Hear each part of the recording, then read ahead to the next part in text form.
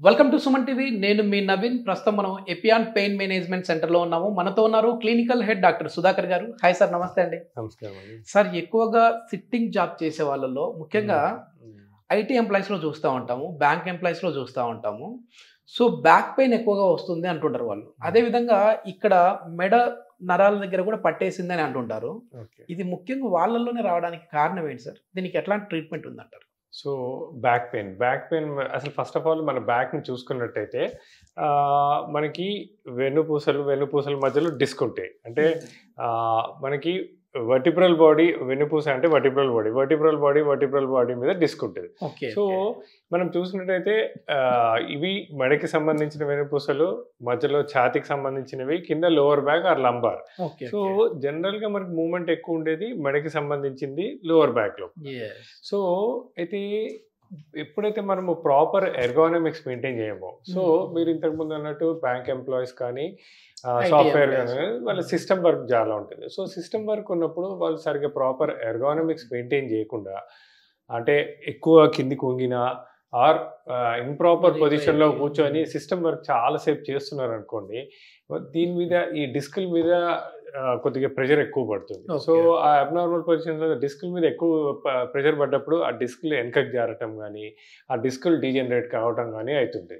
So ఇలాంటి కండిషన్స్లో వాళ్ళకి పెయిన్స్ రావడం మొదలు పెడుతుంది. ఎస్పెషలీ మనం పోస్ట్ కోవిడ్ తర్వాత ఇది చాలా కామన్గా చూస్తున్నాం. ఎందుకంటే హైబ్రిడ్ వర్క్ కల్చర్, చాలా మందికి హైబ్రిడ్ వర్క్ కల్చర్ వచ్చేసరికి ఇంట్లో కూర్చొని పనిచేయడం. అయితే ఇంట్లో అబ్నార్మల్ పొజిషన్స్ లో, అంటే కింద కూర్చోవడం కానీ, సోఫాల మీద కూర్చుంటారు, డైనింగ్ టేబుల్ దగ్గర కూర్చుంటారు, కింద కూర్చుంటారు, అబ్నార్మల్ పొజిషన్ లో పడుకొని చేస్తుంటారు.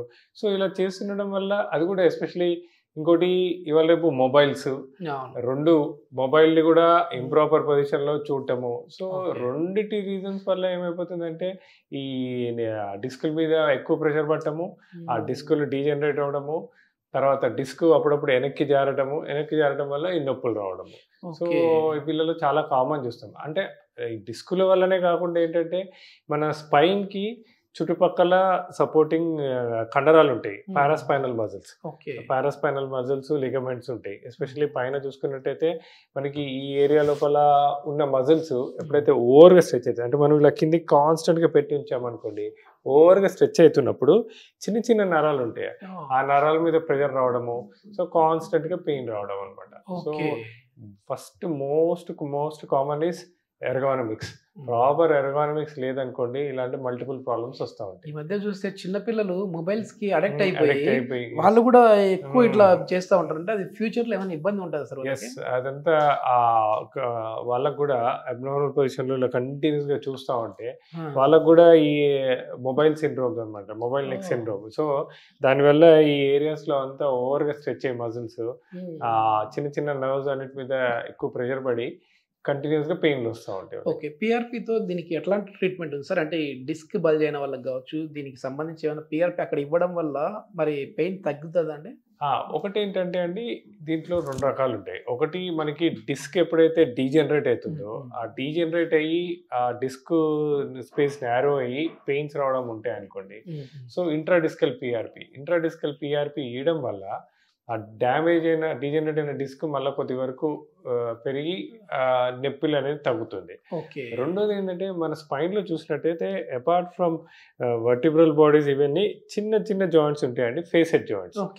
ఈ ఫేసెడ్ జాయింట్స్ కూడా అరిగిపోయే ఛాన్స్ ఉంటుంది. వయసు రీత్యా అరగచ్చు, దాని మీద స్ట్రెయిన్ పడ్డా అరగచ్చు. అని ఇంతకుముందు నేను చెప్పాను కదా, ఇంప్రాపర్ పొజిషన్ లో కూర్చున్నప్పుడు దాని మీద ఎక్కువ స్ట్రెయిన్ పడి గంటల తరబడి, అంటే కింద కూర్చొని సిస్టమ్ వర్క్ చేసినప్పుడు అలాంటినప్పుడు ఆ ఫేసెడ్ జాయింట్స్లో కూడా కొద్దిగా మార్పులు వస్తాయి.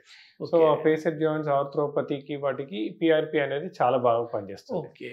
అండ్ కానీ అపార్ట్ ఫ్రమ్ పిఆర్పి, మనం ఎప్పుడైతే డిస్క్ ప్రొలాప్స్ డిస్క్ బల్జ్ వల్ల ఈ బయటకు వచ్చే నరాల మీద ప్రెషర్ ఉందనుకోండి, వాటికి మేము ఆపరేషన్ థియేటర్లో ఆపరేషన్ చేయము, టార్గెటెడ్ నర్వ్ రోడ్ బ్లాక్స్ అని ఇస్తాం. ఆ నర్వ్ రోడ్ బ్లాక్స్ వల్ల కూడా చాలా బాగా పెయిన్ రిలీఫ్ అనేది వస్తుంది. ఎక్కువ మందిలో మనం ఈ L3, L4, L5 అనేది ఎక్కువ వింటా ఉంటాము. సో నార్మల్ కామన్ ఆడియన్స్ కి కూడా అర్థం అవ్వాలంటే అసలు ఈ L3, L4, L5 పెయిన్ అంటే ఏంటి, ఎక్కడ స్టార్ట్ అవుతుంది సార్ అది? సో ఇప్పుడు మనకి ఈ స్పైన్ చూసుకున్నట్టయితే 33 వర్టిబ్రే ఉంటాయండి.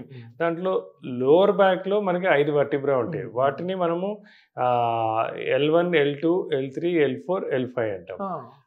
పైన మెడ భాగంలో 7 ఉంటే అవి సర్వైకల్ అనమాట, సి అంటాం. మధ్యలో డార్సమ్. సో ఈ L1, L2, L3, L4, L5 vertebra, ఈ మధ్యలో ఉన్న డిస్క్ ఎప్పుడైతే, అంటే నేను ఇంతకుముందు చెప్పినట్టు ఈ ఏరియాలో మూమెంట్ అనేది ఎక్కువ ఉంటుంది. సో మనము కూర్చున్నప్పుడు మన ప్రెషర్ అంతా ఈ L3, L4, L5 డిస్కుల మీద బాగా పడుతుంది. సో ఈ డిస్కులు జారే అవకాశం చాలా ఎక్కువ ఉంటుంది. ఇంకొకటి డిస్కులు జారడానికి ఇంకా రీజన్స్, మనం బైక్ మీద వెళ్తున్నప్పుడు సడన్లో గుంతలో పడి అట్లా లేచినప్పుడు మూమెంట్స్ తోటి అప్పుడు కూడా ఈ డిస్కులు జారే అవకాశం ఉంటుంది. సో షాక్ అబ్జర్వ్ ఉన్నప్పుడు వచ్చే ఛాన్స్ ఉంటుంది.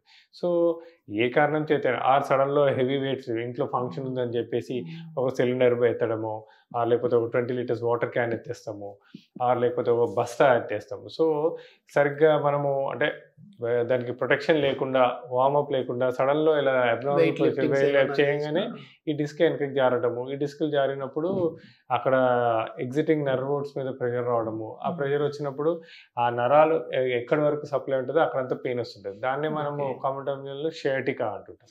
సో షియాటికా అంటే నడుములో మొదలైన నొప్పి అది వెనక భాగం ద్వారా కాల్ వరకు పాకుతూ ఉంటుంది. దాన్ని మనం షియాటికా అంటాం. ఇది చాలా కామన్ గా చూస్తుంటాం. ఈ షియాటికా పెయిన్ ఉన్న వాళ్ళకి కూడా పిఆర్పి చేయొచ్చు అండి. సియాటికా పెయిన్ ఉన్న వాళ్ళకి మెయిన్ గా టార్గెటెడ్ నర్వ్ రూట్ బ్లాక్స్ అంటాం. సో అదేంటంటే మనము ఎగ్జాక్ట్లీ ఏ నరం మీద ప్రెషర్ ఉందో చూసుకొని ఆపరేషన్ థియేటర్లో, ఆపరేషన్ కాకుండా ఇంజెక్షన్ పద్ధతుల ద్వారా ట్రీట్మెంట్ ఇవ్వచ్చండి. దీనికి మామూలుగా ఎట్లా అంటే డిశ్చార్జ్ అదే రోజు వెళ్ళొచ్చా, లేదంటే మామూలుగా ఇవన్నీ డే కేర్ ప్రొసీజర్స్ అండి. అంటే ఇప్పుడు ఈ షియాటికా అంటే ఎప్పుడైతే డిస్క్ ప్రొలాప్స్ అయ్యి నరాల మీద ప్రెషర్ ఉందనుకోండి, మనం ఇవన్నీ డే కేర్ ప్రొసీజర్సే. పేషెంట్ వచ్చినప్పుడు ఎగ్జాక్ట్లీ ఏ డిస్క్ మీద ప్రాబ్లం ఉంది, ఎంత ప్రాబ్లం ఉంది చూశాక ఆపరేషన్ థియేటర్లో అండర్ ఫ్లోరోస్కోపిక్ గైడెన్స్ ఎగ్జాక్ట్లీ ఎక్కడ ఏ ప్రాబ్లం ఉందో అక్కడ ఇంజెక్షన్స్ ఇవ్వటము. అది ఒక half an hour to 45 minutes procedure. తర్వాత హాఫ్ అన్ అవర్ రెస్ట్, మళ్ళీ వెళ్ళిపోవచ్చండి.